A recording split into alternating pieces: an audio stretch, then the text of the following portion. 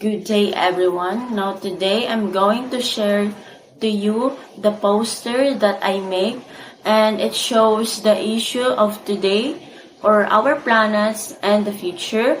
That it talks about the restoration and desertification.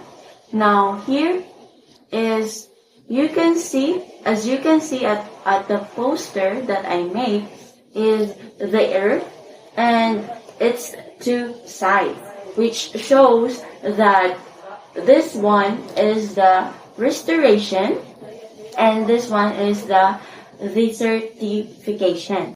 Now let's start to the other side of the earth, which is desertification. It shows that the land or the soil is unproductive, barren, and also dry, no? As you can see here, we cannot, especially people that are dependent on farming, no?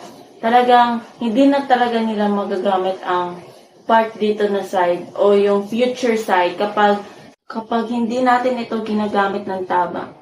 Ito talaga ang mangyayari. This will be the result of our actions, of what we were doing.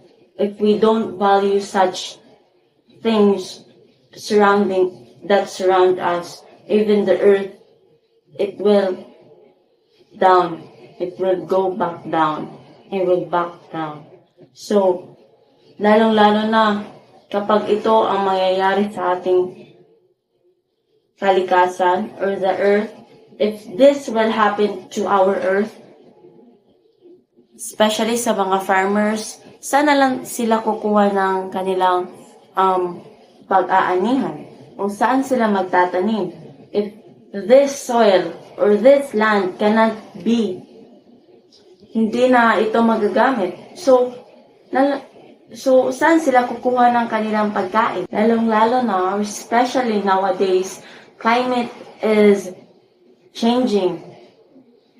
And we cannot prevent na mag-iiba-iba talaga ang klima ng panahon. So kapag ganito ang ating the land or the earth, saan tayo pupunta kapag ito ang mangyayari sa ating kalikasan?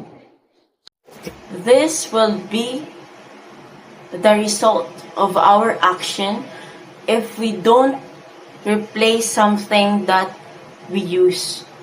Kagaya lamang nito, makikita mo isang tao or a man that is pumuputol siya ng kahoy without even replacing it. No, so tayong mga tao is we're overusing the earth without even replacing it. Now let's talk about the other side of the earth, showing the restoration, which is the future. If we don't do this such inappropriate behavior, we can have this in our future. No? There's a hope, right?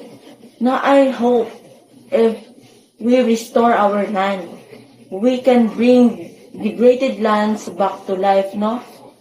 Pwede naman nating ibalik ang ating kalikasan na nasira kapag we have this kind of unity.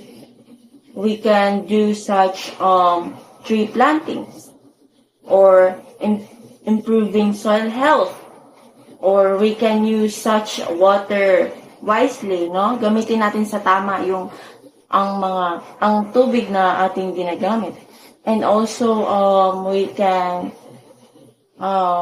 adapting in sustainable farming methods that can also help restore our ecosystem, also improve our food security, and let's fight for poverty, no? Let's all remember that healthy land supports life. It feeds us. It benefited us, no? Because if we don't have a healthy environment, saan tayo kukuha ng ating masustansyang pagkain? Where are we going to have that resources? asa nato na bulungon if we don't have this kind of restoration of the earth? Now, let's put this in mind na kapag inaalagaan natin ang ating kalikasan or ang ating lupain, we can have a better and healthier land and future.